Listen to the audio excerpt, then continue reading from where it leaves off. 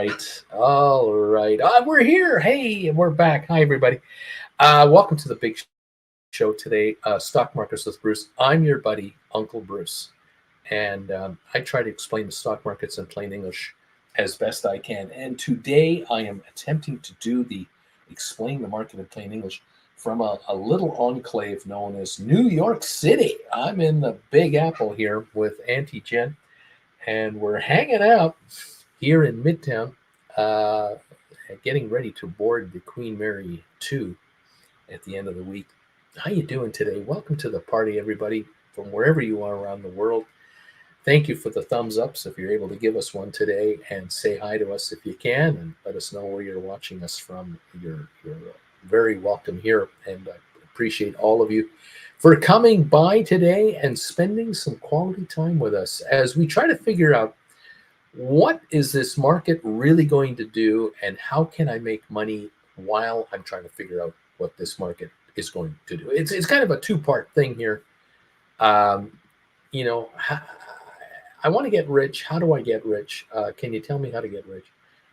Look, number one thing you do is not make mistakes. That's the first thing you don't do is you don't make mistakes. From there, we'll figure it out. But thank you all for popping in today and joining us. It's great to have you here. We're trying to follow a couple of trends. I noticed this morning that the folks over at Target came out with fairly good numbers, and the street likes it. The street was happy with Target's performance. Apparently, their sales drought or their underperformance seems to be over, and Target shares apparently have been rising in the pre-market. Unfortunately, over at Macy's, not the same. Macy's is having issues over there. Sales are down, and this has been a trend for several quarters, so not too good there. At the moment, as far as pre-market goes, the Dow's up 67 points, S&P's up 10, and Nasdaq's up 35. Crude oil down about 18 cents a barrel. We're going to see by the end of the week what the Federal Reserve Chairman, Mr. Powell, has to say with regard to the future of interest rates. The expectation and the so-called, experts who are, predicting what's going to happen is the thinking is the interest rates are going to start to drop in September. The question is not if, but by how much, quarter point, half a point. And will this become a kind of a 3 or 4 thing a year pattern? Will we see a quarter point drop every 3 months? And at the end of next year, could we be down 1 to 1.5% from where we are now? Well, that would bring interest rates from the Federal Reserve down to the low 4% area, 4 to 4.25%. Yeah, that's certainly not going to hurt the U.S. economy. Not going to hurt the worldwide economy. It's going to allow other central bankers around the world to start dropping their interest rates. So, okay. But is this a stampede to zero? Are we going to go back to virtually 0% interest rates? Are we going to go down to, for example, are we going to see in North America house mortgages of 3%, 3.25%? Are we going to see European rates lower than that? I highly doubt it. I really don't think so. There's one wild card here. There's this wild card, and that is inflation. Inflation is lower now and has moderated from the highs we had about a year and a half ago. But we haven't gone back to where we were. And the bankers wanted that. The central bankers wanted inflation off the table. They're not getting it off the table, unfortunately. It is still there. And this means, for example, any retirees around the world in G20 countries where pensions are linked to the inflation rate means that pensions will go up 2.5%, 3.5%, depending on where you are, what country you live in, as these cost of living allowances, these COLA allowances come through. The good thing for seniors is you get a little bit of a bump in your payout from your pension. The bad thing is there are hundreds of millions of pensioners around the world getting this, and that means inflationary pressures are still there from those getting more money. It's odd how you're always told as a kid, study hard and get a good paying job, and you'll make lots of money. And the people out there who've really done well for themselves and become high end uh, executives of corporations make, we read this all the time. The average CEO makes 300 times the salary of a regular employee, or top management makes 50 times as much money.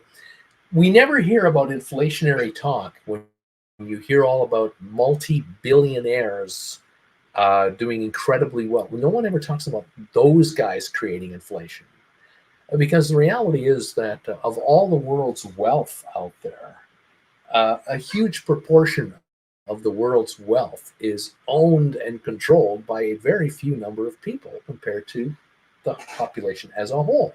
And yet, it's the population as a whole that are to blame when it comes to inflationary pressures on the economy. Isn't that weird how it's your fault if there's inflation and unemployment, but the billionaires and the millionaires who just rake it in, it's not their fault. They're the saviors of the economy.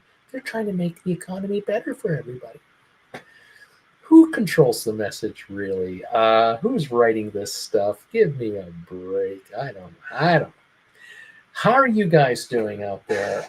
This channel is populated by some of the finest people on YouTube. You'll probably see some names over here that a number of you recognize that are here regularly. If your name is in green, that means you're a member of this channel. The members of this channel are just the diehards of this channel, and I thank them so very much for being members of this channel. This channel has morphed from following just meme stocks back in 2021 to now following a few of the meme stocks. But really, we are here to talk about making money from the market on a consistent daily, weekly, monthly basis, writing stock options. That is what we do around here. We don't trade stock options like wild gamblers. Those are the gamblers on the floor of the casino. We over here are the writers of contracts. We own the slot machines the gamblers play.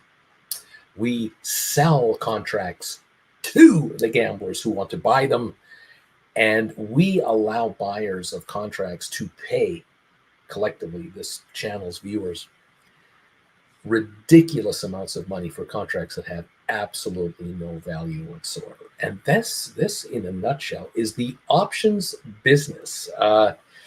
If you're a person with $500 and you're trying to turn that into a couple of $1,000s, you are likely going to be a gambler in the market through options. You're likely going to try to buy a call option or a put option to guess the direction of a stock in a fairly short period of time. Maybe you're going to guess what NVIDIA is going to do with its earnings next week. And you're going to buy call options on NVIDIA all over the next few days, so that by the time the earnings get released next week, the hope you have, your big fingers are crossed, the shares will pop up in price, and those call options you bought will be worth from $500 to $5,000. Or the put contracts you bought, if NVIDIA earnings don't shine like they're supposed to, the shares disappoint and they back off, your put contracts could go from $500 to $5,000. There are people out there who are going to gamble a lot more than $500 on a big potential hope it happens payoff. Of course, the problem is there's always a problem when you're a gambler. The odds are stacked against you to win, because you can be right and guess the direction of a stock, absolutely nail it, and still lose your butt. And there's the problem with option gambling. If you're an option buyer, you are risking, you're putting way more risk on the table than you should be. And you could be losing everything. it's not uncommon where a call option buyer buys contracts for 5 or 10 or 15 or 20,000 bucks worth of contracts, and a stock does move up, but it doesn't move up enough or fast enough. It moves up, but it doesn't reach the level it was supposed to get to. And these contracts that contract buyers picked up moved up a little bit, backed off a little bit, and then moved back to where they got in at, or ultimately failed to reach a new high or any kind of a higher high, because as each day goes by, contracts get one day closer to their expiry date. And the real high-end gamblers love to buy options that die this Friday or next Friday or the Friday after that, because they don't want to pay huge premiums if they can. They want to just get more contracts for as cheap a price as they can and try to leverage the gain of their contract if the stock makes a $10 or $15 move. The problem, of course, is if a stock has to move up $10 in order for the contract to reach its book value, you're buying an out-of-the-money contract for cheap, and the stock has to move $10 just in order for you to break even. Anything over $10, your contract will actually have a value, but the first couple of dollars the stock does after that point in time only gets you your money back, and only then do you actually make money. In other words, the stock has to go up $15 a share for you to make any money whatsoever, and your shares only go up $10 a share. You were right, the stock went up, but you ran out of time.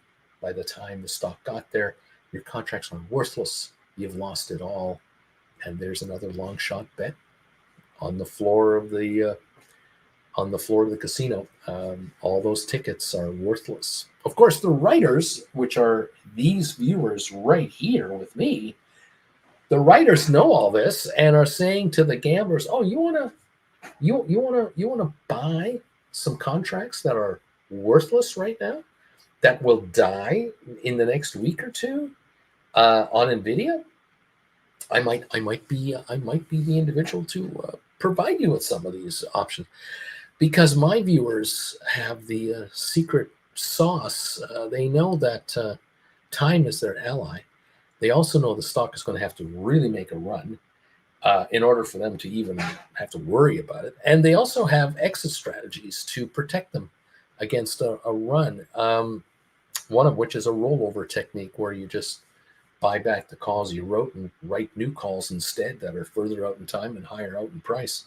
And you just keep your wager just keeps on rolling forward, while these other gamblers are locked into their contracts. Unless they sell them at a loss, they can't get out. They're hoping for the big turnaround. These are the folks that really take the hit, where my viewers say, "Well, look, I haven't got a problem writing a contract for you. I'll write 10 of them, give you 15 of them, whatever. You need 100, I can give you 15 of them. The other 85 you'll find in the open market, but hey, I can give you 15 of the 100 you want." The credit spread writing game that's going on around here is really paying off, where people write a call or write a put and then buy a call or a put against the position, and take the spread and say, "Thank you, sir. May I have another? I'll take this credit spread, because these contracts are out of the money and they're going to die worthless." And as these contracts shrink out in value, the credit that I received, the difference between the contract I sold versus the one I bought, that is mine. And I say thank you for such a lovely return on my capital in such a short period of time. Let's do this again. And this game continues. Nice. Congratulations, all of you who've stepped into this class, adopted this philosophy of, Bruce, I like this game. I'm going to write contracts that are worthless and buy them back for next to nothing. I'm sold on this. You've taken my classes on my website. You've gone to stockmarketswithbruce.ca right there, and you found me. You found my homepage with my mug on it. There it is. And you clicked on the classes section right over there. And then you scroll down, and you started scrolling, and here's how it starts. So many of you folks will grab lesson number 1, grab lesson number 2, And by the time you've taken these 2 classes, and all you have to do is click on them and listen to them, you then open up a practice account through all these different brokerage firms that are out there. And by grabbing a practice account, you start writing contracts, having learned how to write calls and puts just from class 1 and 2. You start doing what my viewers are telling the world they're doing, and see for yourself if there's anything to this without any risk to you. I mean, I've had this story retold to me time and time again, where my viewers say to me, I took class number 1, I took class number 2, I opened up a practice account, I started trading contracts equal to the amount of money that I would be putting into this market, not doing a $2 million pretend account, but a little more realistic to what I can trade. Whether it's just writing calls or writing puts, I started with that. And then what happens is folks try to write options for real. And they write an option on 100 shares of whatever they got, 100 GameStop, 100 AI, 100 Apple, or whatever you use in your account. They write a contract against those shares, out of the money, worthless contracts, short period of time, and they watch those contracts shrink to virtually nothing. Buy them back for pennies on the dollar, or let them die worthless and sit back and go, wait a minute, you're telling me that for over 40 years, I could have been writing contracts and hauling in all this money on stock that I have sitting in my account doing nothing? Who knew? I had no idea. People figure out very quickly as well that they say to me, I took your first class, that was $150. Then I watched your second class, another $150. Then I watched your first class again, because I can watch them as many times as I want. Then I watched your second class again, and I started writing contracts. I wrote 5 contracts the very first time I ever did a trade, and I brought in $800, $900. And these are like way out of the money. They're very little value, but I brought in like $800-900, and I bought them back for like a third, and I cleared $500-600. That's more money than your classes. I'm making more than it cost me to learn how to do this. And I get to do this for the rest of my life. I don't have to keep buying the one in class 1 and 2 all the time to write options. Once you've got class 1 and class number 2, they're yours. You can rewatch them as many times as you want. You're going to write options forever. And what happens next is people say, I bought class number 3 and 4 and 5, and say, I'm catching up with everybody here because you've got 17 classes out there on how to write stock options and how this market strategy works.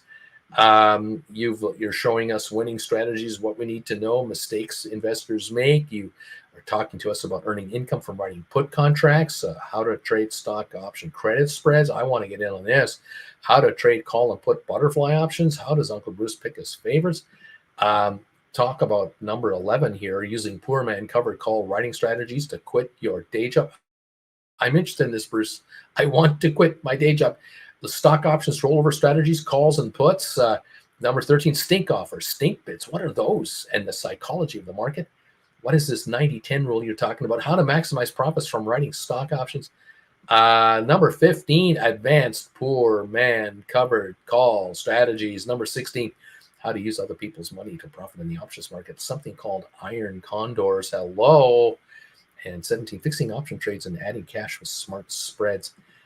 This is where this channel is going. This is where we've been heading here since 2021, when we started going live in 2021. Welcome those of you. Congratulations, those of you who've done all 17 classes. Congratulations on those who've got up to number 10, 11, and 12. Those of you just into the first 7 or 8. Those just starting out. I have viewers in various stages here of all these lessons, and I thank you all for investing in yourself. This is all it is. It's amazing to me how few people in the market as a whole write options. It's amazing to me how few people do it. There are millions and millions, if not tens of millions of gamblers out there who are buying and selling calls and puts all the time. They're never a writer. They're simply just a buyer and a seller. And they get hammered. So many of them lose.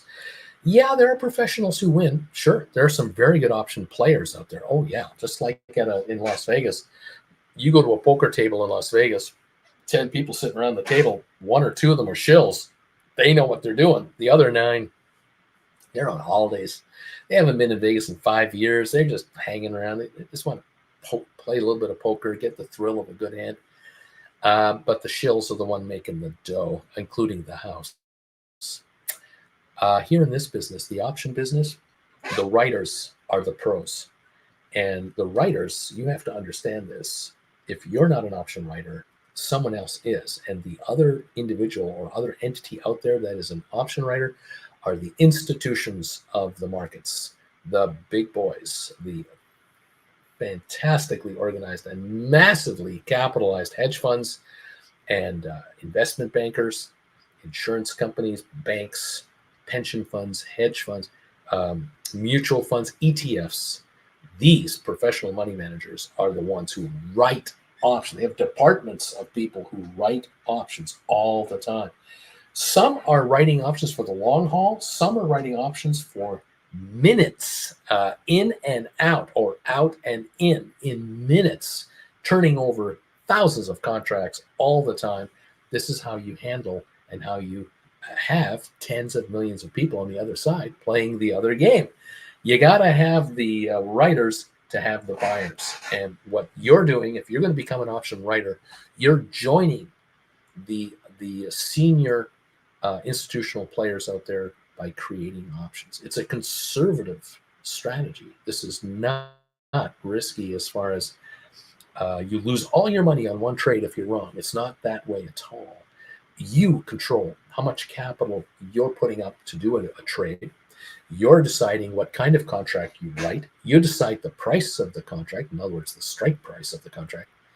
You decide the length of time the contract lives for. You decide whether it's in the money contract and at the money contract or an out of the money contract. And if all of this sounds foreign to you, start with lesson number 1 and then get on to lesson number 2. Start with those first 2 and start to catch up with the kids over here who have gone through 17 of these to learn how this game works. The business is huge. The option market is the fastest growing area of the stock market. $5 trillion a week is turning over. It is absolutely massive. And from time to time, you will see dramatic stories in the Wall Street Journal or the New York Times or the Washington Post or on Bloomberg or through CNBC or whatever. You will come across from time to time events that are happening in the market that are probably all because of option players, massive option players. Just a few months ago, when Roaring Kitty showed up again with regards to GameStop, every analyst who was trying to figure out what he was up to realized he was into options. He was into stock options and was trading them aggressively. And on this channel here, a ton of my viewers who have been sitting on GameStop shares for years now, all of a sudden realized, oh my God, I can write call options on my shares at premiums I've never seen. I haven't seen since 2021.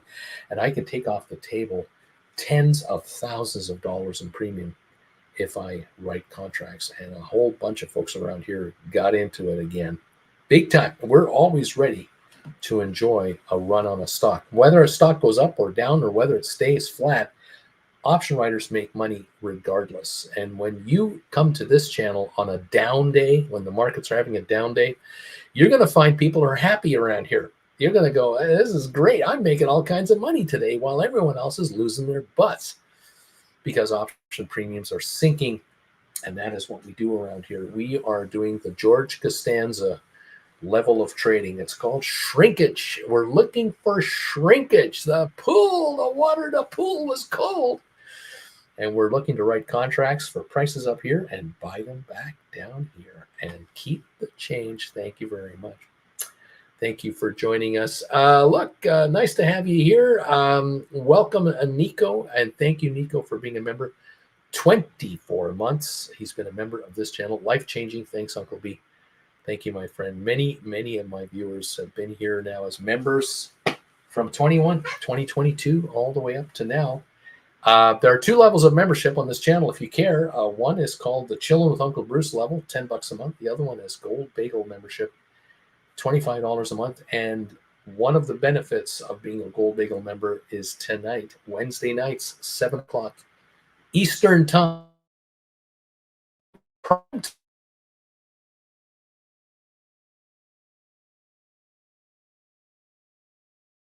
Can that live show and what are you doing in your market? We'll go over your trades. We'll go over where you're at. We'll go over what you want to do and compare some notes. A couple of other benefits being a Gold Bagel member. This show here starts at 8:30, but Gold Bagel members join me at 8 o'clock every morning for a half-hour pre-market show.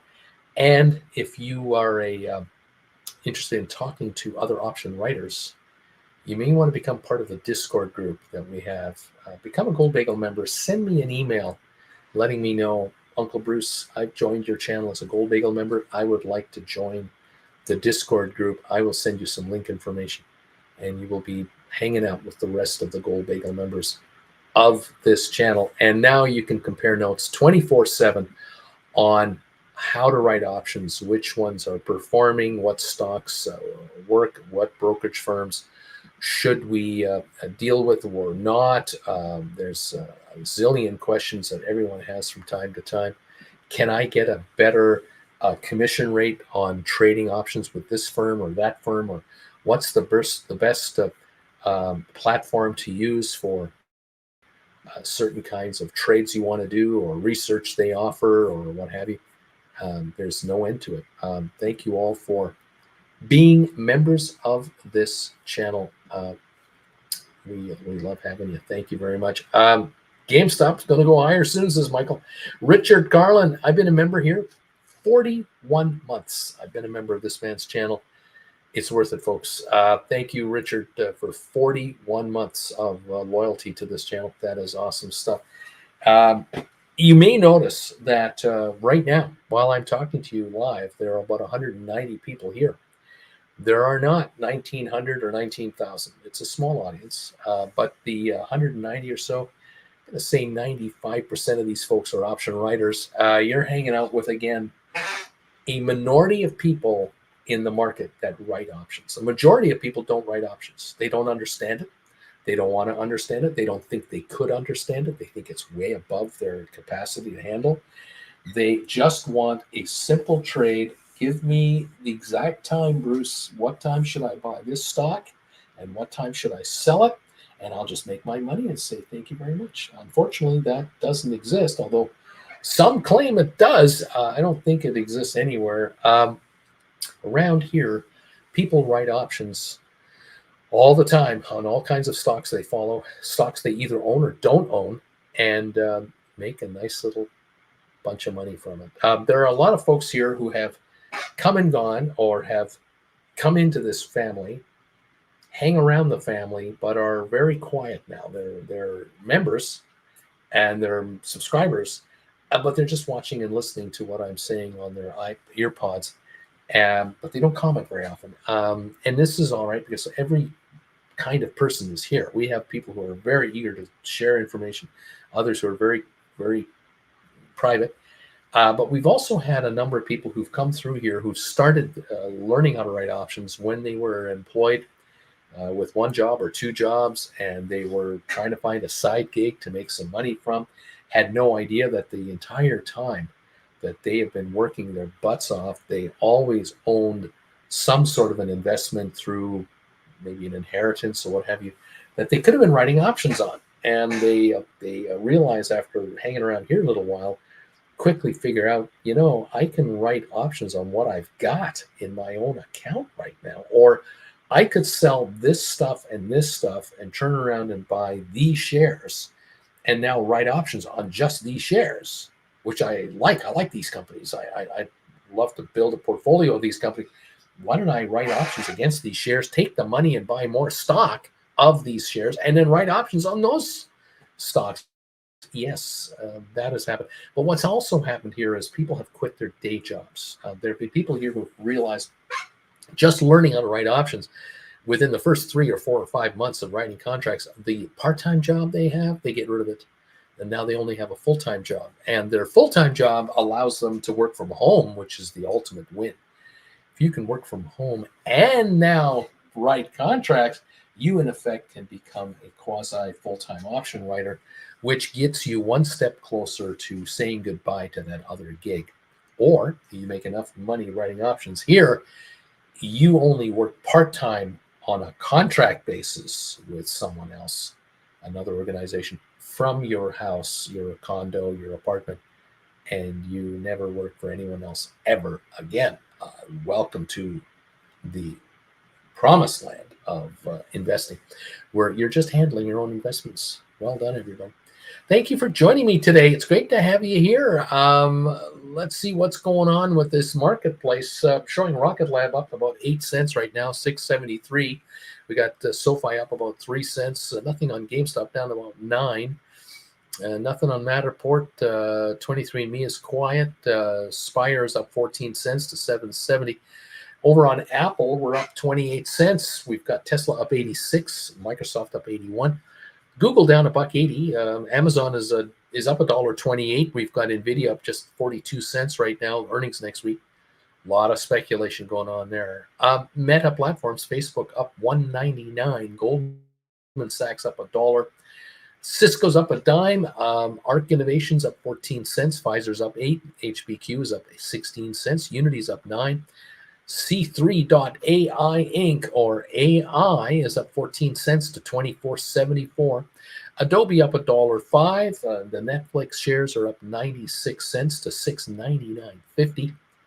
We've got IBM just down 4 cents at $196. Vanik Semiconductors up 62 cents. Home Depot up 62 as well. Enphase up 57. Palantir down 8, and Uber down 21 cents this morning. There's a brief recap. As far as the markets go, we're looking now at the Dow Jones sitting around a 71-point gain, which is a 0.17 of 1 percentage point gain right now. We got S&P up 11 points, but that's about 1/5 of a percent, and NASDAQ is up 37 points, also about 1/5 of a percent. Oil is up 30 cents, but it's only at 73.45. We don't seem to be able to get back to the 75 level, and the question is, will oil even hold 70 now that August is coming to an end? We're on the 21st of August, 9 days to go. We're into September, and the summer's over. Summer driving season is come and gone, and the demand for gasoline drops in America. Oversupply of crude. Will the price of crude reach the mid-60s into September? This is a question. We'll see what happens there. Obviously, if crude does drop to the 60s, that's like getting a tax cut. Almost every American, certainly directly or indirectly, people around the world, you do not pay as much for goods and services if oil drops in price. Simple as that. Everything is moved from point A to point B to point C to point D using some form of energy. And whether your favorite goods at the GameStop store or Best Buy store comes from a factory in Asia and is shipped over in container ships, takes oil to get those container ships over here. It takes oil and gasoline and diesel fuel to move trains with those containers and trucks, and then they go to distribution centers. Distribution centers need fuel to warm them, cool them, operate them. Forklifts, the smaller trucks that all this stuff goes on to, and every store that this product goes to, energy is consumed. And if the price of gasoline and oil drops 10% or more, that is a boost to the world economy, believe it or not, at the detriment to the oil and gas guys, unfortunately, who are getting less. But it's a gain for the 99% of us that are not in the oil and gas business. There you have it. Some politicians have always said that a gasoline drop, a price drop of gasoline at the pump, is like getting a tax cut for Americans or Canadians or others. And it doesn't hurt if you're a full-time driver and you need to buy 100 gallons at a time or 200 gallons at a time, and you can save 50 cents a gallon on fuel over a certain time frame at 200 gallons every few days, that is a difference maker for sure. Anyway, we'll see what's going on. Thank you. Flint Creek is saying, I'm popping in to say hi. I won't be around. Hope to get your order out by the end of the week. Thank you, all of you who've been supporting Flint Creek Soap Company, the official soap company of this channel. Go to flintcreeksoap.com and help out. They had some flooding in their neighborhood and dealing with things, and this makes a difference. Thank you all for helping out. Good morning from Lorraine. I see long lines outside a cookie store named Crumbly. I must have spelt the name wrong. Is this a new craving for cookies? I don't know what's going on. Yeah, Lorraine, I don't know what it means. I can't say. What can I say? Thank you. Nico, I got to love this game. Happy Wednesday. Jay Gill, good morning, everybody. Happy Wednesday to all of you. Welcome all. Stephen Butler, number 61 here on your thumbs up meter. It's a cool 63 degrees here in Northwest Arkansas. I'm waiting on Sofi to pop when the Fed cuts interest rates. That is my question today of this show. Will Sofi shares pop to $10 a share if the Fed is just thinking, if they say it officially, that they're thinking of cutting rates? Will this just move SoFi and other bank stocks right away to a rally? Isn't this already known? Isn't this already being, speculated on? We haven't yet seen a big move on SoFi. I mean, we're only back to where we were, a little while ago. It's not like we've hit new ground here for SoFi. Bobby Atkinson wants to know, did you guys have a black and white cookie yet? No, we have not. Not yet. Eddie Martin is here saying hello. Jeff JR is in the house saying hello. How you doing there, buddy? Larry, good morning, folks. Number 49. Beach Boy, good afternoon. Lame Duck, how's it going, everyone? Thank you all for being here. Andres De La Torre is in the house. Andre De La Torre, welcome to the show. LLK is here. Mark Gibson, Deep Value the Options is in the house. Corinne is here. How you doing, guys? Welcome from the Netherlands, says Bert. Thank you, my friend. Amy J is here. Juan is here. Sharon is here from Jersey. And Richard Garland was the first one to hit the thumbs up button today. Thank you, guys, so very, very much. Lorraine, Flint Creek, much love to all. We are tearing half my house down on Friday from the flood damage. So helping Flint Creek with a soap order makes a big difference. If any of you can pick up some soap off of her website, every dollar coming through there will make a difference to help her out. James of the Misty Tree, crumble, expensive but delicious. They're like $5 a cookie, man. People lined up to pay $5 a cookie. That's something. They should send that money over to Flint Creek so that she'll send them soap and can rebuild her house. And then you want to see results. My goodness. Anyway, what's that, Jen? Tell them about the Twinkie. What about the Twinkie? Yeah, what about the Twinkie? Tell them about the Twinkie. What about the Twinkie? That's some crumble Twinkie you got there. I don't know. $5 a cookie. A lot of money in this world, isn't there? Interesting. Very interesting. Welcome all. We open in 20 minutes for the show. We have gone member only on the channel at the moment. So thank you, members. You've got priority to make your commentary known. Hope you're going to do well on your contracts here today. Thank you, those of you out there who have joined us and joined us every day from around the world. Appreciate you. We're showing almost 370,000 shares traded in the pre-market on SoFi at 741 now, up about 4. See if the stock wants to do anything else. We shall see. To me, SoFi isn't going to just go to 10 and then be done with it. That is not the end game for SoFi. I really think that the next quarter earnings coming up, the quarter we're in now, will surprise the street. I think they're doing just fine. An interest rate drop will psychologically help the stock along with other stocks, certainly real estate stocks, mortgage providing stocks, other bankers. An interest rate cut environment where The thinking is we're going to see a subsequent number of rate cuts. This should help the overall market as well. We'll wait for that.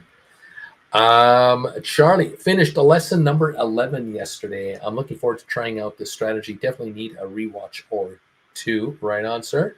Poor man covered call strategies. Yes, sir. You're definitely in a world that a number of my viewers have entered into and are very happy about, are very keenly following. And this is a way, if you want to quit your day job out there, a lot of you out there are working away and you're just praying for the day you can make enough capital, enough cash flow from writing options to get out of a day job.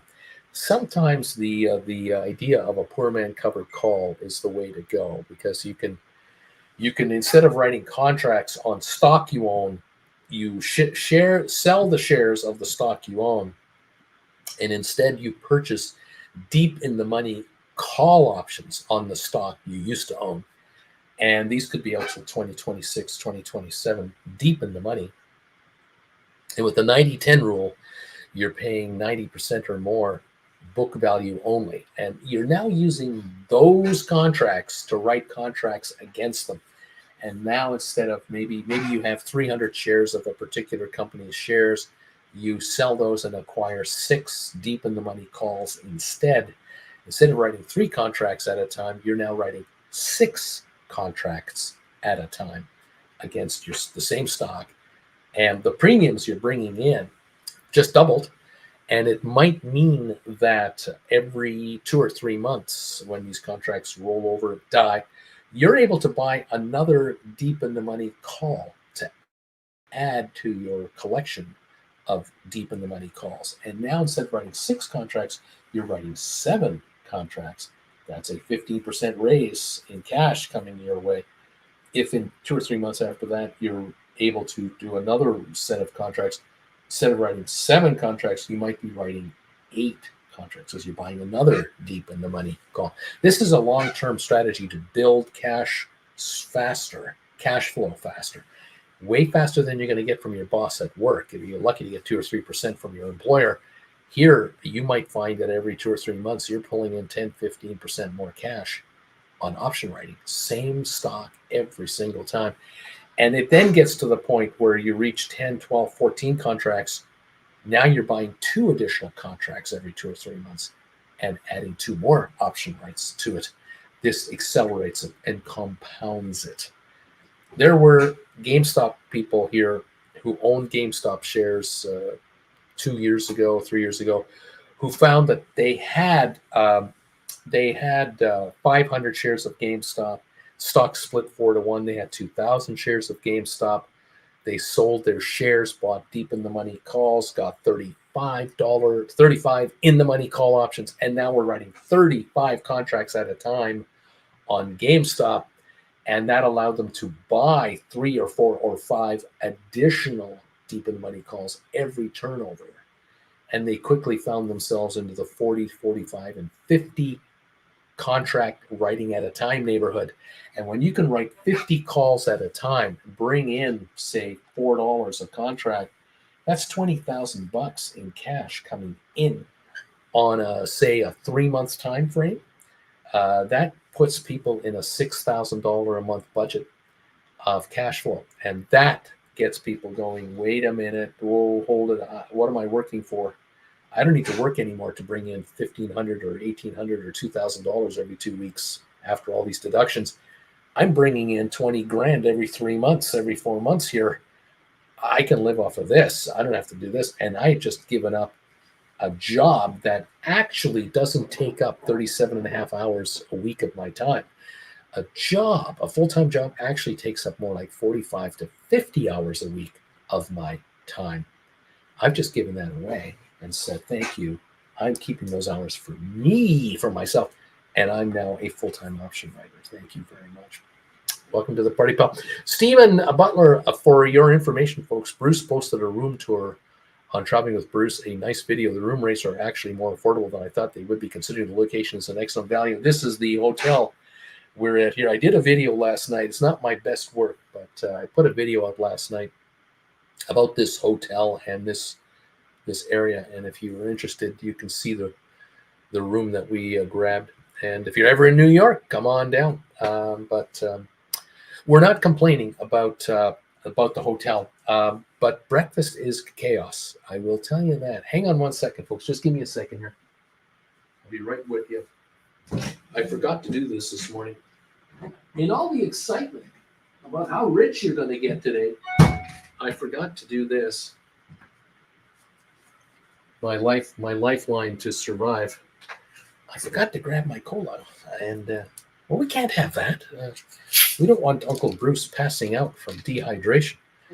Let him drink a caffeinated Coca-Cola so he won't dehydrate on the air. That makes sense, doesn't it? Sometimes I laugh at my own jokes. I just think funny things. I think funny things. How you guys doing today? Welcome to the show, where the host doesn't take himself too seriously. Nice to have you here. We open for trading in 13 minutes. Can you stand it? Let's get on with it. Come on, markets. Make my viewers richer, please.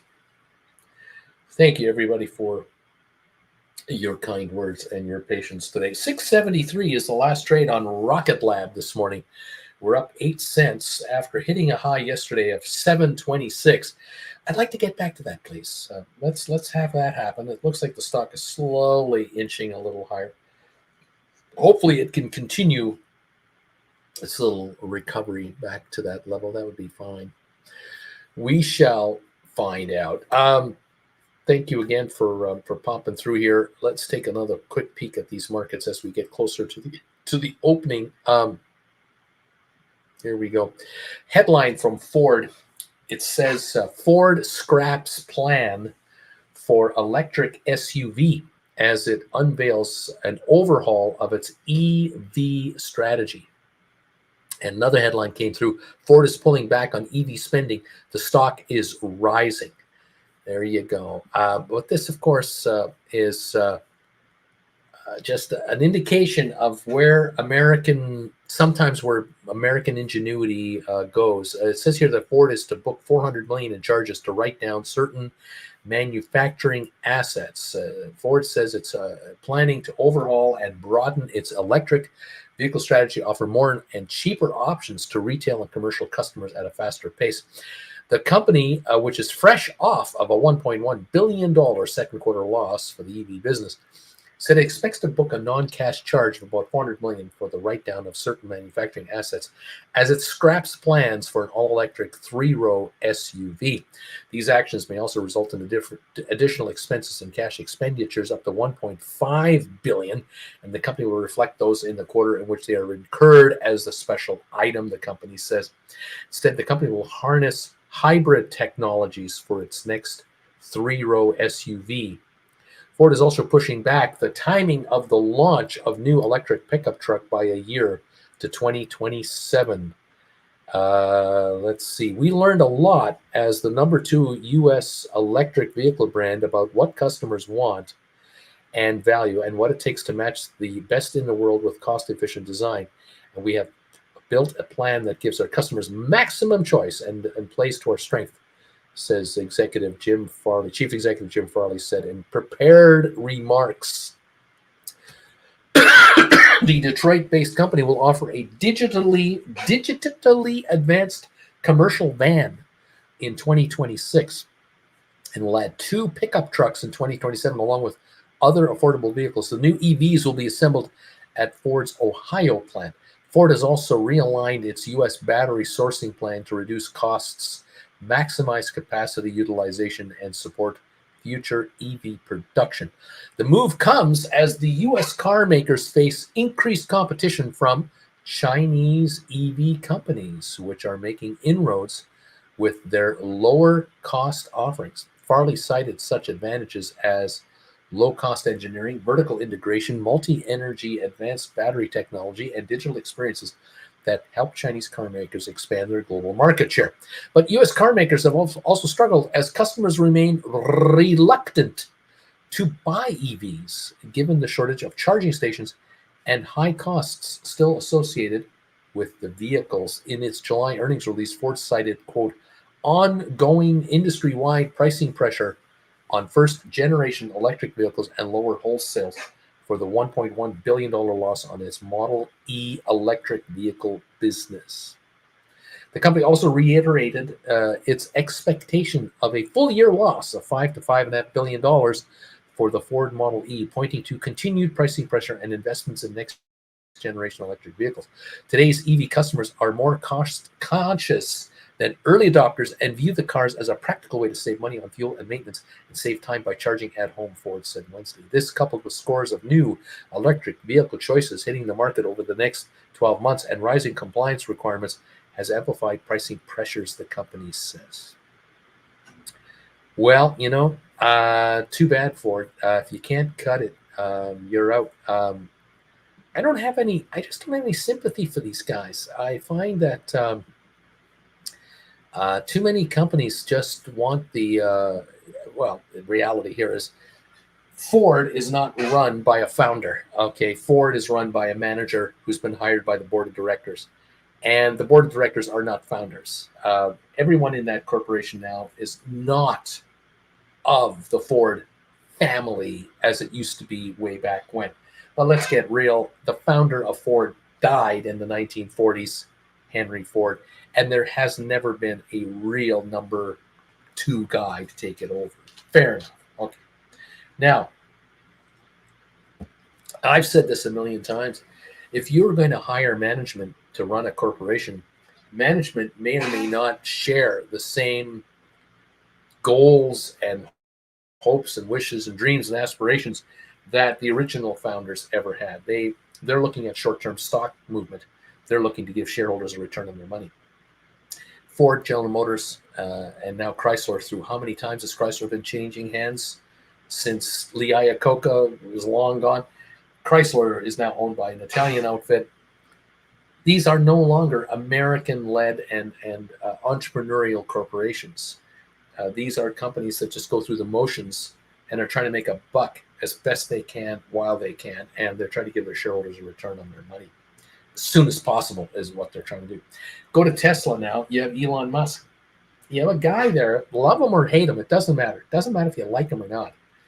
The reality, he's the founder of the company. He is really the inspiration of the brand. Now, of course, Elon Musk and Henry Ford and all the other entrepreneurs who came up through the ranks, like Steve Jobs and others, they had support. They had secondary people that you never heard of, except for one here, one there, one here, one there. At the end of the day, Tesla is Elon Musk's baby. And Elon Musk is what, now in his late 40s, into his early 50s? He's going to be around a while. And that company lost billions and billions of dollars for years, year after year after year after year, creating the Tesla brand. And today, Teslas are everywhere. Here in New York, Jen and I went for a stroll yesterday. Teslas everywhere here in New York. And who's running these cars? Uber drivers. Uber drivers are driving Teslas. Why not? Why? It makes sense to me. You're driving a vehicle that pays zero in fuel costs, much lower maintenance charges, fewer parts. Yeah, makes sense to me. Is it the perfect car? No. Is it the perfect vehicle ever created? No. Is it an improvement? Probably. But again, the opinions are out there. At the end of the day, though, 20 years from now, you walk the streets of New York 20 years from now, you're going to see even more changes, and it's going electric everywhere. Ford doesn't want to pay today the big bucks. What Ford might do in the long run is they might buy Chinese-made stuff to make their vehicles electric. They'll let someone else engineer it for them, and they're not going to pay it.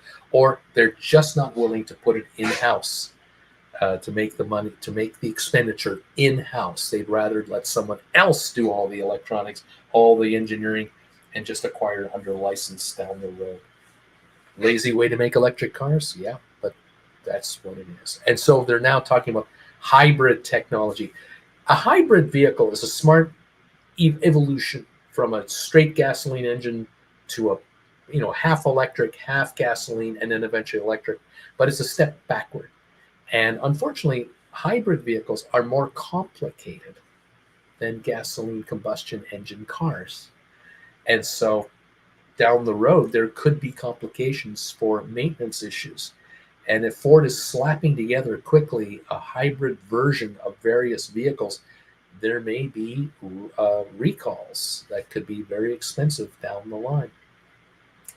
You get what you pay for, and you have to put into your product capital to ultimately deliver a reliable anything, whatever you're going to be. And Ford, to me, seems to be deciding that we're just going to back up and we're not going to be the leaders of this business.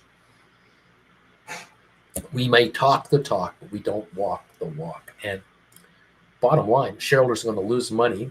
Company's going to lose money for the next year. And the company is not a leader in its field. And so the Ford brand is just a logo on a car.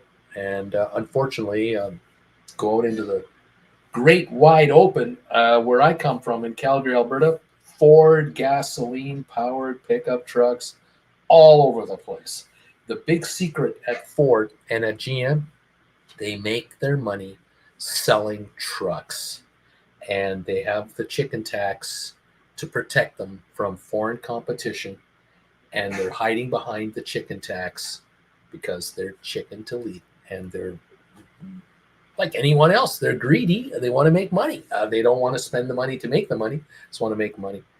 I get it. I totally understand how. It's just unfortunate that it's another indication to guys like myself in my generation, another indication of how far down our countries have gone for leading the world forward. Canada, the USA, we are slipping badly against everybody else. And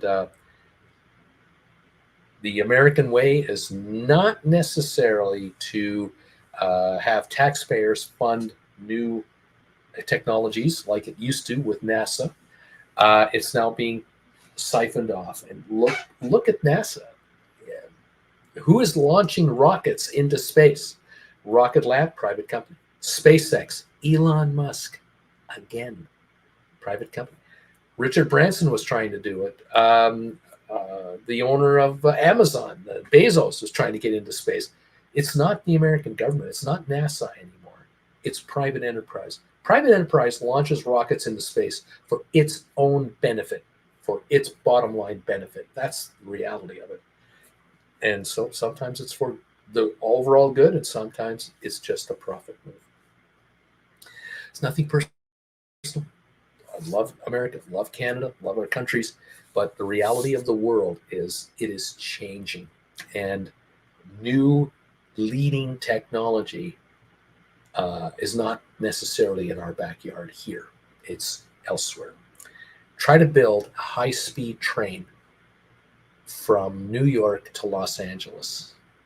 Good luck with that one. Try to build a high-speed train between Los Angeles and San Francisco.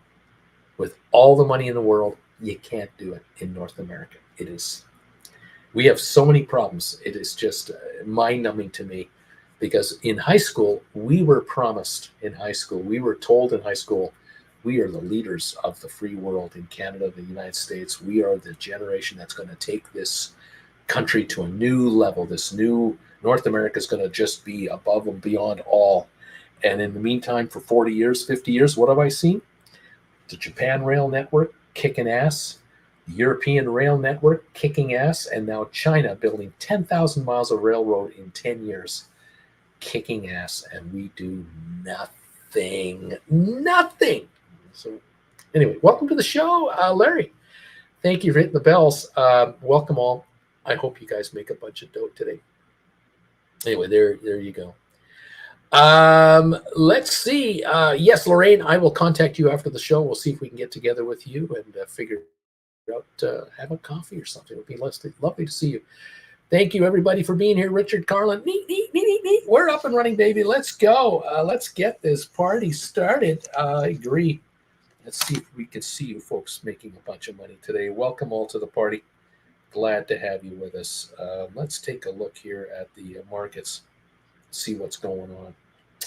There we go. Starting the quotes off here. We are showing the Dow off about actually up about 99. Nice to see the markets up a little bit here. Broadcom down 75. Rocket Lab at 651 down 14. AI up 12. GameStop up 7. Sofi up 3. There you go. Early first seconds here of the morning. Welcome everyone to the show today. Welcome to August the 21st, 2024. And let's see what is gonna happen. Alrighty. Apparently, Tesla stock is rising. It's struggling off a double whammy of bad news. The rival EV maker Xpeng in China has reported quarterly results in line with or slightly above expectations on Tuesday, but its outlook disappointed. The China-based company didn't explain the reasons behind its quarterly guidance, but it certainly doesn't sound encouraging for a sector that's struggling with slow EV adoption. Another blow came from the European Union, which gave further details about proposed tariffs on imports to European Union for Tesla and other EV makers with manufacturing in China. EV's decision was due to concerns about the recent and rapid rise in low-price exports of electric vehicles coming from China into the EU, according to the European Commission. Tesla was in a better position than most after a 20.8% tariff, which was initially proposed on its Chinese imports to the EU. It was reduced to a 9% tariff. That's lower than competitors are facing, which are anywhere from 17 to 36%. The thing I find also very disappointing and very telling to me is, on the one hand, countries out there want to encourage free trade between countries, want to encourage innovation, encourage not burning fossil fuels, saving the planet, the Paris Accords, and all these other things to reduce carbon emissions, all this stuff. But then you get the other side of it, and you have a country like China producing electric vehicles that, in theory, could be brought to North America and could be sold to American and Canadian consumers, where you can get your hands on a fully electric four-door SUV or sedan for $25,000, the price of maybe a cheap Honda Accord, Honda Accord or a Toyota Corolla, $25,000 car, and governments are putting 30 to 40% tariffs on these vehicles. They're trying to protect their domestic jobs. Well, look at Ford. Ford just walked away from electric cars. Just walked away from it. There's nothing to save there. There are no American jobs to save at Ford. Ford just dumped off $400 million plus another $1.5 billion of future write-offs, because believe me, it'll be over $2 billion that they're walking away from. There's nothing to save there. Even with the tariffs, Ford won't invest. What does that tell you? It just shows you how North American corporations they get Washington to put tariffs in place, the chicken tax to protect gasoline-fired pickup trucks. But the reality is, we, the consumer, one, don't get a more fuel-efficient product. Two, don't get it at a $25,000 price. A Ford electric vehicle has to go for $60,000 for Ford to break even, because Ford can't make it for less than that. Why? Because Ford has these union contracts. Ford has these legacy problems. All the mistakes Ford made and GM and others made back in the 60s, 70s, 80s, and 90s and 2000s are still haunting them to this very day. Lazy corporate management. What can I say? I don't know. And again, government after government after government after government keeps falling for the same tactic. Why don't we just import duties on imported goods to protect our economies, which isn't doing the consumer any good whatsoever? And consumers make up 90% of the world, and the very wealthy billionaire and millionaires make up 10%. We down here at the bottom, the 90% of us, pay through the nose for product we shouldn't be paying for the nose through the nose for. There you go. Just my humble 2 bits worth of it, thoughts here. Anyway, what can I say? Thank you, everybody. Sorry if I'm boring you with this stuff. 85-point gain on the Dow, 44-cent loss on the Broadcom, 18-cent loss at the moment on Rocket Lab. We're up 19 on AI. We're up 20 cents on GameStop, down 7 cents on Sofi at $7.30 a share. NVIDIA is up 51 cents right now. Matterport up a penny. SmartRent up 2. Apple is down 16 cents. We've got Tesla up 88. Google down $1.50. Microsoft down 111. Netflix down 5.50. Where Meta is up 192 and Amazon is up $2. Mixed bag over there. Let's see. Anything else to see that is going on? Super Micro SMCI is 606. A share down 4.30. Uber up a penny. Adobe down $1. AMD is up 68 cents. We've got Unity down 3. Enphase up 116. We've got Moderna up 98. Cisco down 14. Pfizer up 17. IBM down 76 cents. HPQ up 29. Home Depot up 4.96 today. Vanik Semiconductors up $1.09. Goldman up 145. Boeing down 12 cents. Target up $22 on this move. Better sales for its stock. It's at $165.53, up $23 a share. Target having finally a decent day. JP Morgan up 6 cents. Costco, competitor Target, up $11.59, $887 a share. The high for the year, $8.96 on Costco. So 9 away from its high of the year now on that move. This is, if Target is doing well, Costco will do well as well. Same demographic of shopper. Walmart up 67 cents, hanging in there, had a good result last week. Disney up just 7 cents. American Airlines up 13. AMC up 3. DraftKings up 25 cents. Royal Caribbean down 23 cents. There's the story. Right now, I'm sticking to this. And that's where we're at. Welcome, everyone, to the program. You remember the days where you could go to a pizza shop and buy pizza by the slice for like $1.50, $2 a slice? Those days are over in New York. Went out yesterday, last evening. Jen and I were just kind of sitting around here. We didn't feel like going out. We're tired. Just want to stay in the unit. We got this patio over here. We thought, why don't we just look at the skyline of Manhattan from this patio? But we wanted something to nibble on, so I went out and a block away picked up some slices of pizza from a typical, one of the millions of pizzerias around here, I'm sure, gazillions of them, and $4.50 a slice for slices of pizza. Costco, they're still $1.99 a slice? Aren't they about $1.99 a slice at Costco, something like that? You can get a whole pizza at Costco for $10, right? Yeah, things have changed. Yes, by the time I paid I bought 2 sodas. I bought 2 of these. I bought 4 slices of pizza. Should have bought 3, but I bought 4. And taxes, just around $26 for 4 slices of pizza and 2 Cokes in Manhattan. So there was a time that food was cheap, but it's not so cheap anymore. I read a headline this morning talking about the so-called $5 foot-long sub at Subway is now a $15 foot-long sub at Subway. Inflation, 2%, 4%, 6%, doesn't sound like 3 or 4% inflation to me. That sounds like Venezuelan inflation prices.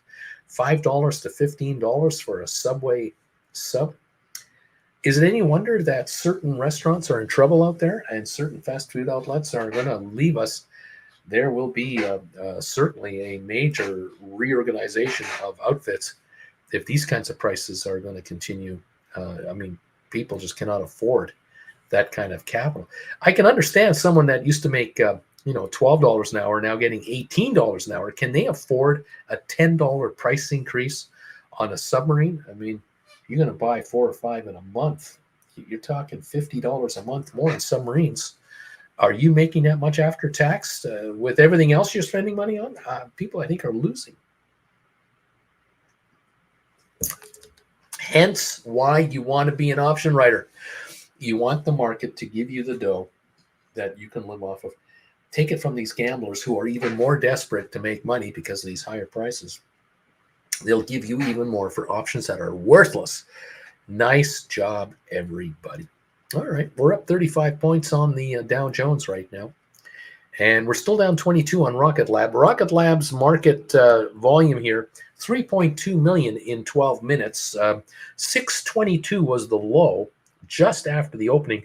We're now 642 instead. So we've come back about 20 cents. We'll see if that continues or not. There may have been a seller first thing this morning, had to be blown out. I don't know. AI is down 1 penny. We're about to go green on AI, I think. GameStop is up 12 at 22.40. Sofi is down 8 cents, 7.29. This is the low of the day, 7.28, 7.29. This is the low of the day. 2.5 million so far traded in about 12 minutes on your Sofi shares. There you go, kids. Nvidia up 80 cents and Matterport half a penny higher. SmartRent half a penny higher. Not much going on elsewhere. Let's see what else is what else going on here. Thank you. Last day camping with the family on an island across from Seattle, says James of the Misty Tree. I'm getting ready to toast some bagels on the griddle. Yummy. Lorraine, pizza not overpriced there last week. I paid $3.50 per slice in my little town in Georgia. Right on. Well, the days of that the 99-cent slices, that wasn't that long ago. 99-cent sliced pizza, then $1.29, $1.49, $1.99. Now $3-4+ a slice. Pizza is one of the cheapest foods to make for restaurants. There aren't a lot of ingredients into making a pizza. The problem with making a pizza is not the cost of the ingredients. It's the cost of the energy to fire up the oven and keep it going at all times, and the staff to run the shop. There's your problem. And of course, in Manhattan, the other hidden costs that are paid for, business taxes, land property taxes in New York, expensive as all get up. And so, welcome to the party, pal. There's so much more to read into this. It's amazing. All right. GameStop up 11. SoFi at 7.29, down 8. Nvidia is up 63. We've got Apple up 6. Tesla now up 91. It's gone green. Still negative on Google, Microsoft, and Netflix, but we're positive on Meta and Amazon. So at the moment, we have a bit of a mixed bag for this market. Bobby Atkinson cheese is pretty pricey for a pizza maker, depending on the kind of cheese. But yeah, it all costs money to make. The old pizza business. It's amazing to me that year after year, Costco is still $9.99 for a pizza. You can take a pepperoni or an all cheese pizza out of there for $9.99, cooked. That's a bargain. In today's world, that is a bargain. Of course, a $1.50 hot dog at Costco. Way to go, Costco. They're defiant. They're not letting go of the $1.50 hot dog. I think around here, it would run me almost $5 to get a hot dog and a cola around here from one of those wagons. Haven't bought one around here. I'm not sure if I want to. Not sure if do I really want to buy a hot dog from a street vendor in Manhattan? What could go wrong? Getting ready to go on a cruise ship and on those waves. Do I want to buy a hot dog from a vendor off the street just before I get on the Queen Mary 2? Maybe I'll hold off. Yeah, maybe in October I'll have one on the way back to Canada. I'm not sure. Christina, 5, more like 10, she's saying that. Yeah, I don't know what does a hot dog go for in downtown Manhattan. I have to check it out. There aren't that I haven't seen that many vendors yet on the street. Maybe that's ending. Maybe that's changed. Something else that's changed here in New York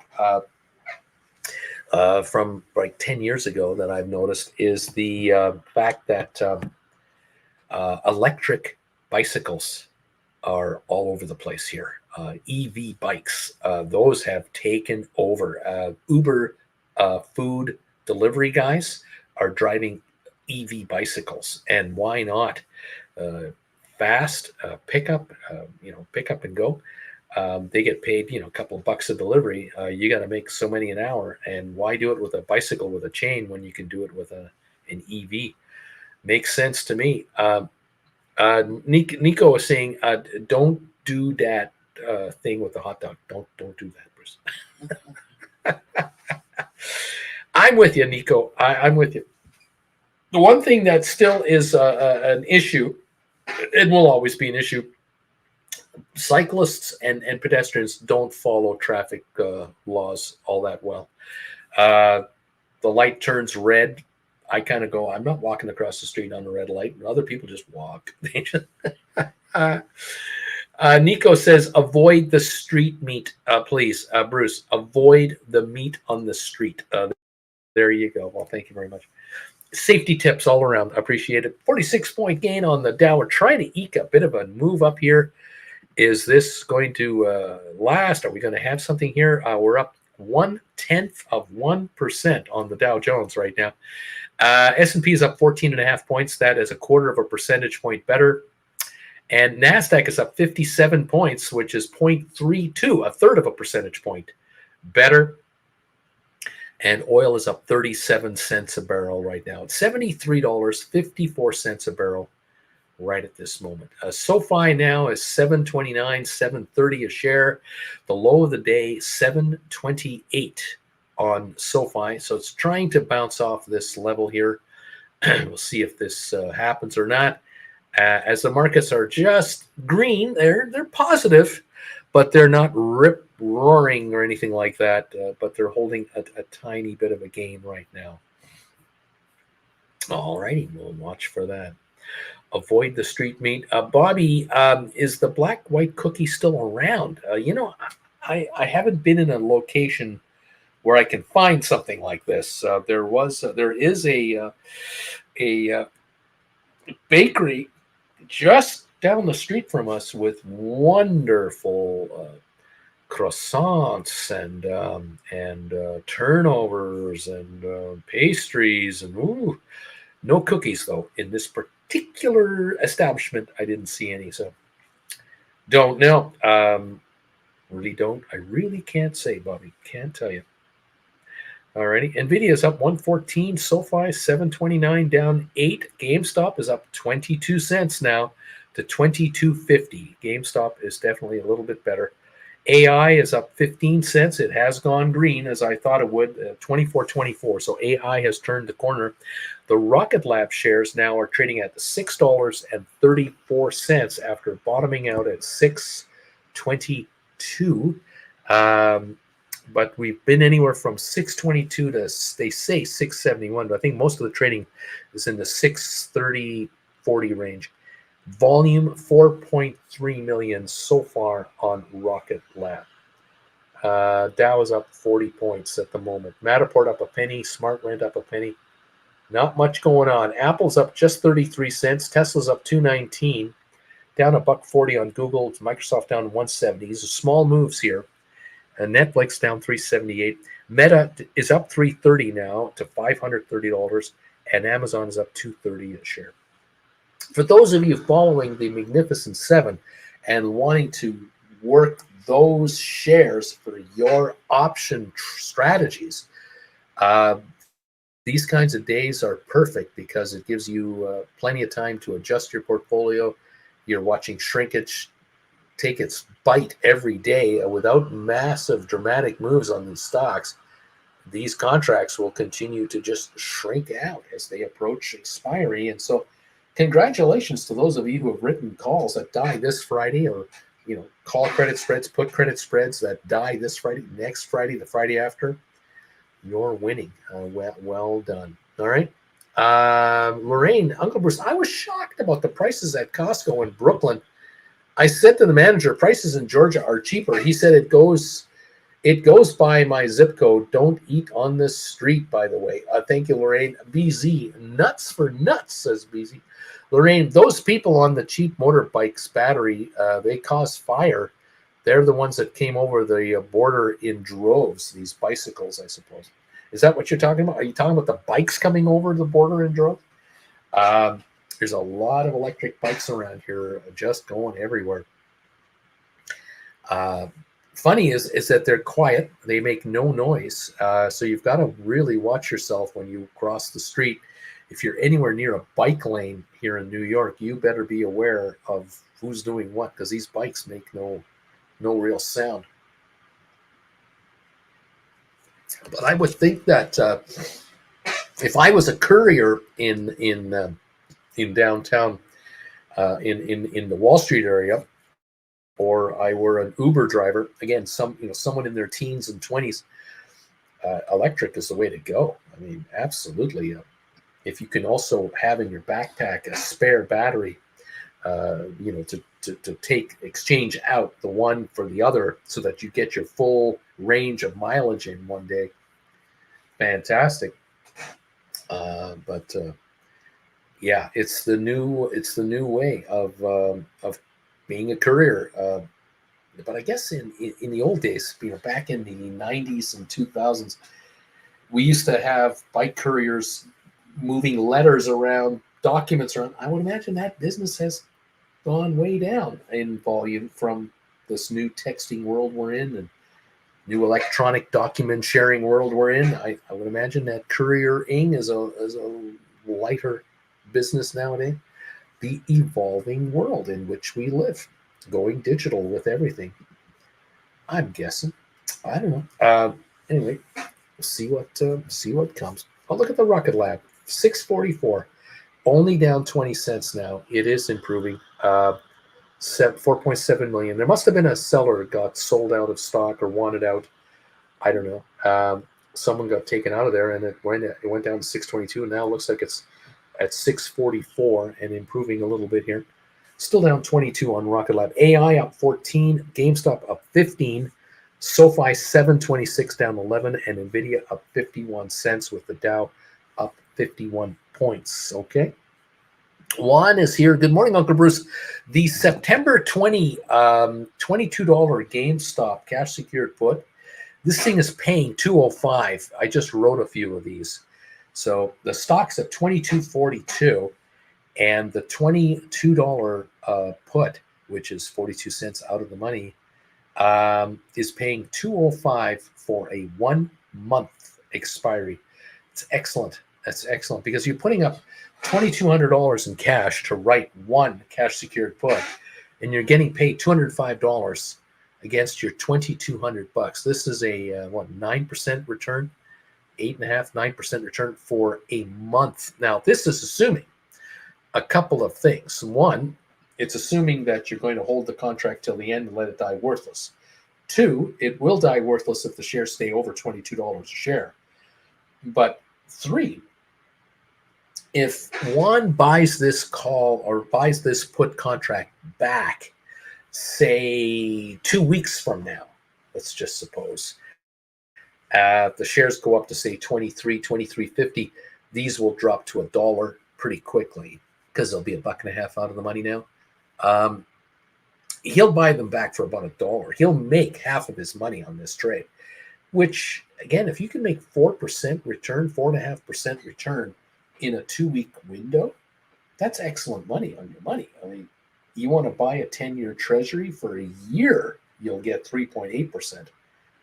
You're pulling in 4-point-something percent, 4.5% in 2 weeks. Not a bad trade. Obviously, if he waits longer, because with only 2 weeks left to go in the life of the contract, if the shares have risen a little bit, these are down to $1. The next week, with just one of 2 weeks gone coming up, that contract will go down to 60 cents pretty quick. Now he's in a position to say, well, I could pull in $1.40 on a 205 sale. Not a bad return either. Or wait out the last week and take the last 60 cents. Obviously, it's totally his call. September 20. I mean, this is August 31. Where's my phone? Right here. Hang on a second. I want to just look up something very quickly. We're talking about 1, 2, 3, 4, 28, 30. We only have 29 trading days in this. No. We don't have that. Pardon. Excuse me. I'm totally wrong. 5, 10, 15, 22, 21 trading days are all that are is left on this contract, if I got my math right. So approximating it at about 20 trading days for 205. Every day this contract is alive, it will lose 10 cents a day. It will go down in value at a pace of $10 a contract every day that it is out there. If these shares of GameStop stay in this 22.50 level or better, where are we now? 22.41. If they're above 22, these contracts are not going to hold this price. So it would be a safe bet to assume that a week from today, next week, Wednesday, if the stock is at 22.40, where we are roughly now, 22.47, this contract will be $1.50, $1.60.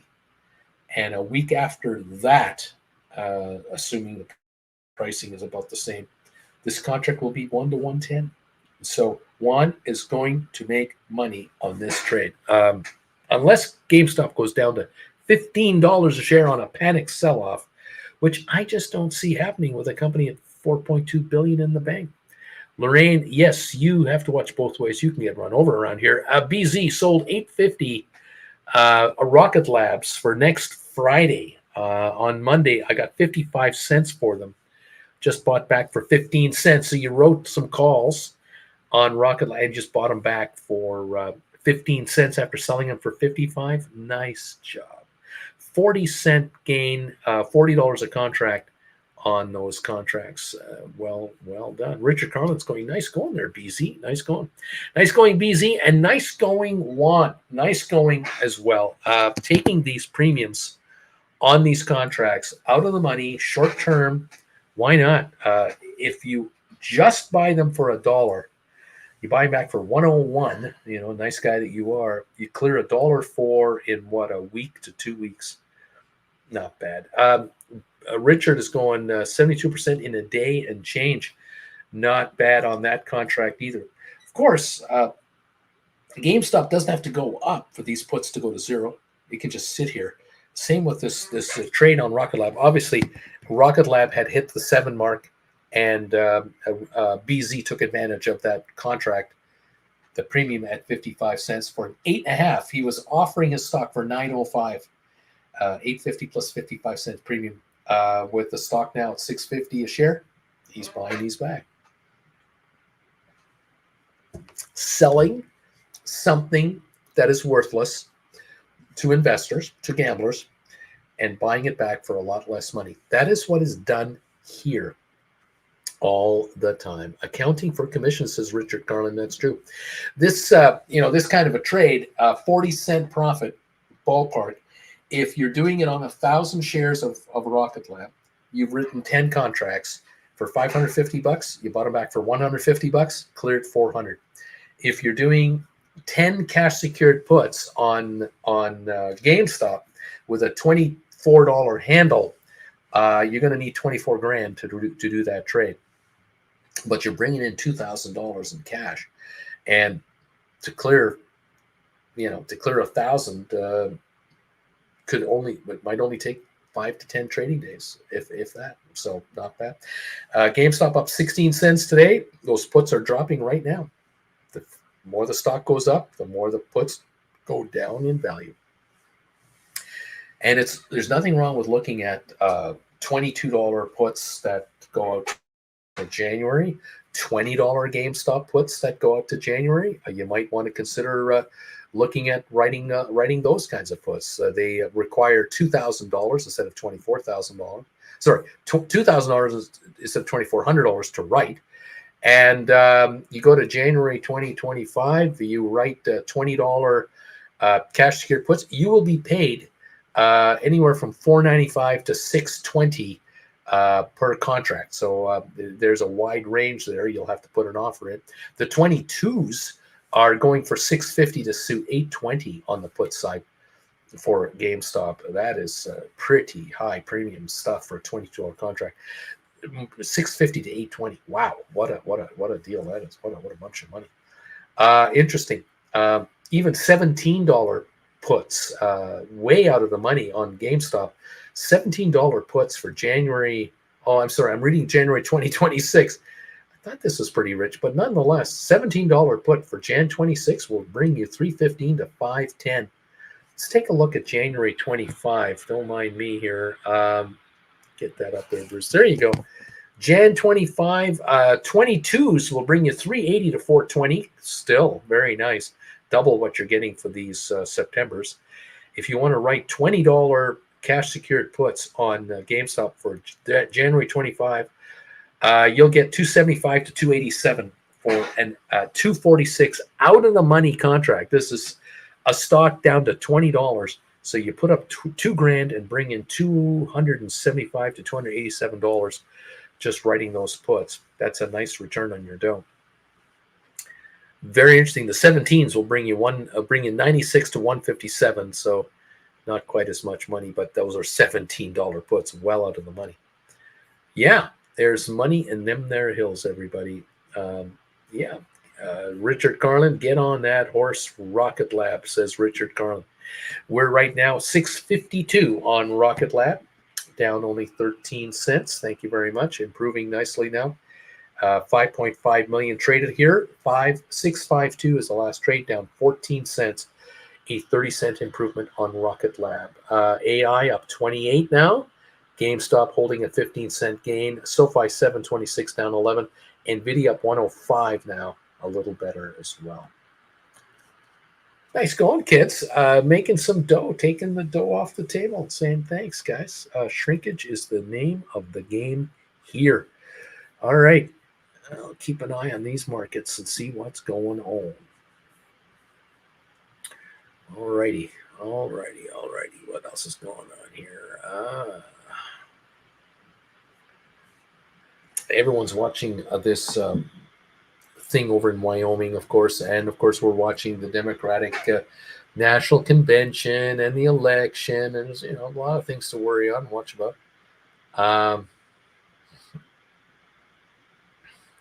Apparently, this FTC ruling that banned non-compete agreements has been rejected by a federal judge in Texas. Be interesting to see if that gets appealed or not. We'll see. Macy's stock slides 8% after sales fall short of estimates, and the company lowers guidance. That is Macy's.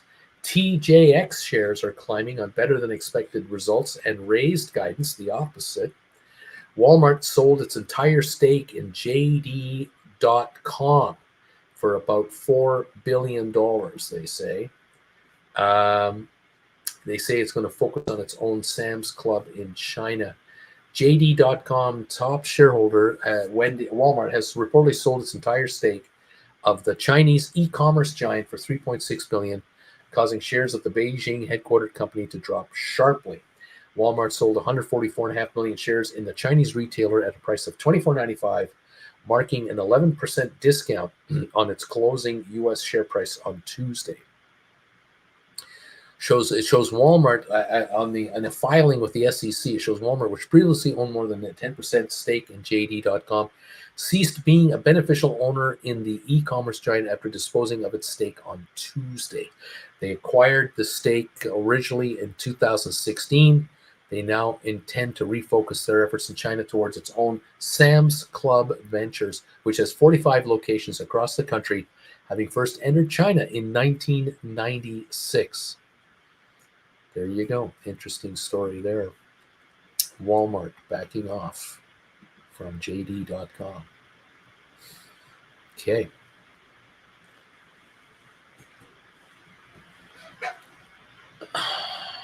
Okay. All right. Looking at headlines here. NVIDIA earnings could be noisy, but these bulls are still upbeat. That's a headline coming out. And AMD in pursuit of further gains after a 20% bounce off the August lows. Okay.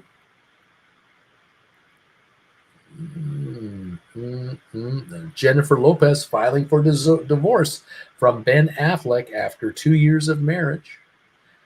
There you go. My.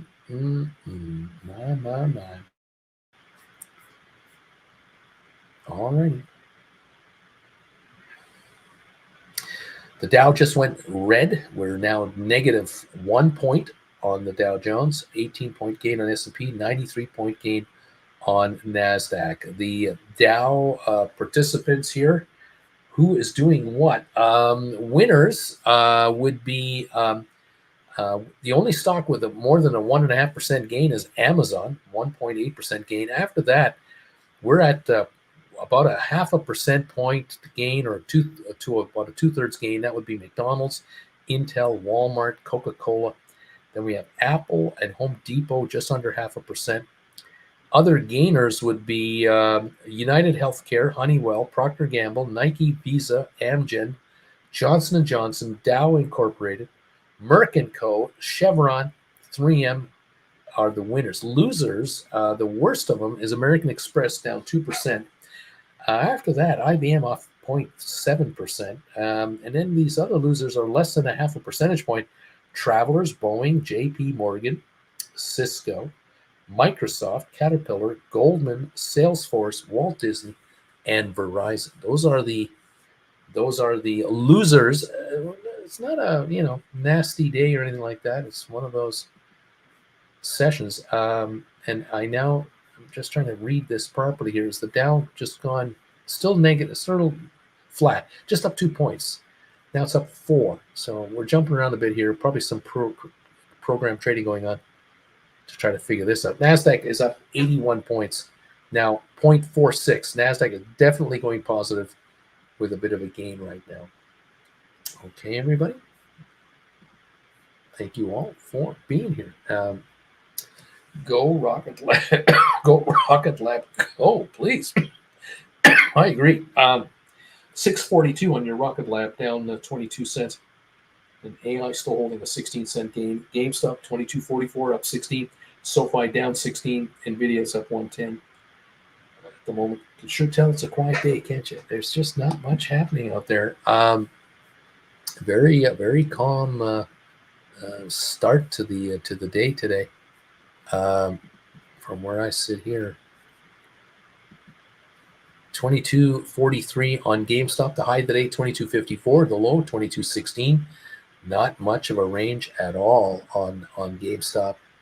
And of course, SoFi 7.21 is the low, 7.44 is the high. We're at 7.21. We're at the low of the day now, 16 points, 16 cents.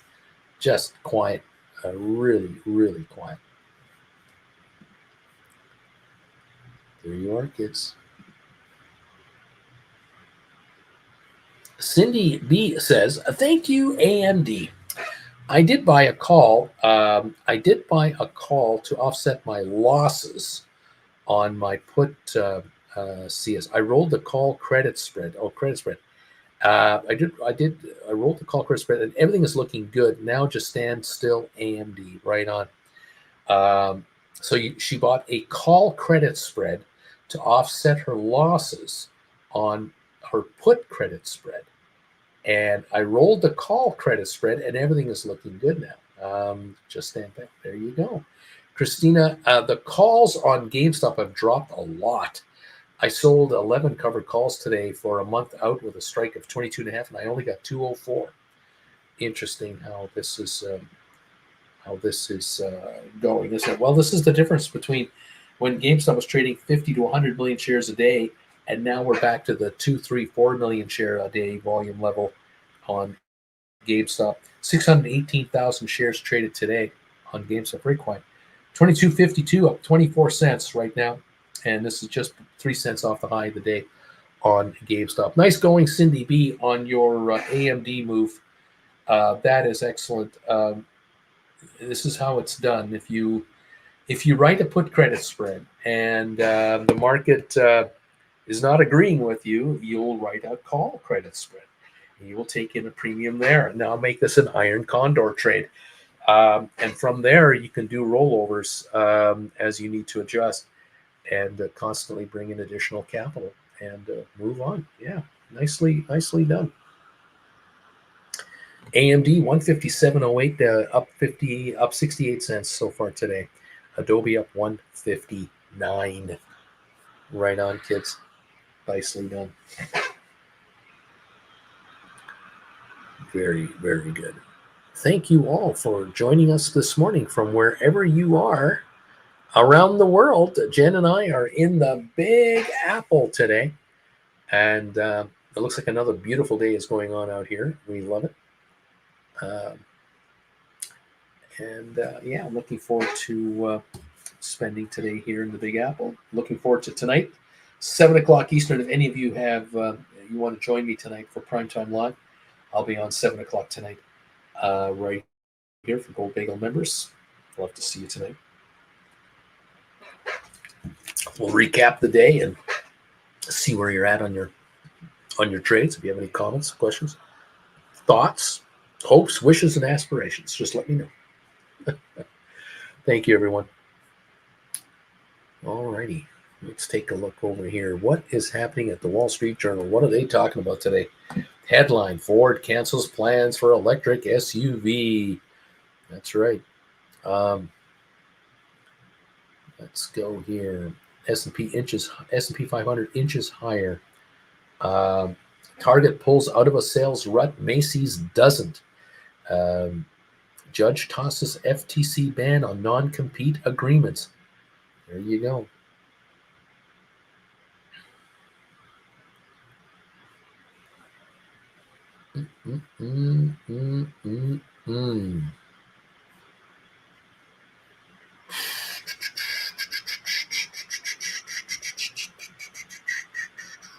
I just read this morning that the Swifties, Taylor Swift, just finished her gig in London and set, of course, attendance records all over the place. They added, apparently her concert tour added $1 billion of economic activity in the UK. Big deal. A big deal. Right on.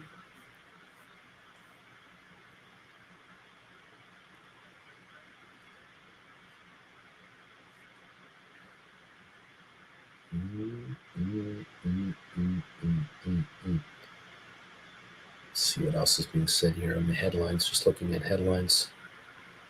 Anything to really worry about? Oh. Nope. There you go. No, nothing much in the Wall Street Journal overall, really. Lots of political talk, of course. Okay, and SoFi right now, 721, 720. This is the low of the day. It's right here, 17 cents lower.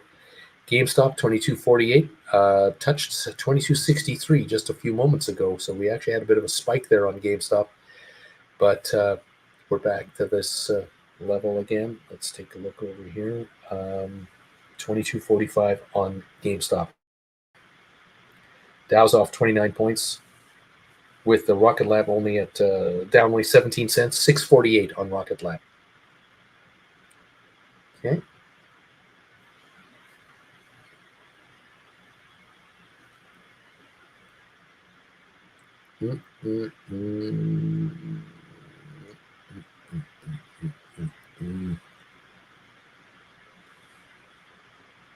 Just all kinds of headlines about this Jackson Hole thing.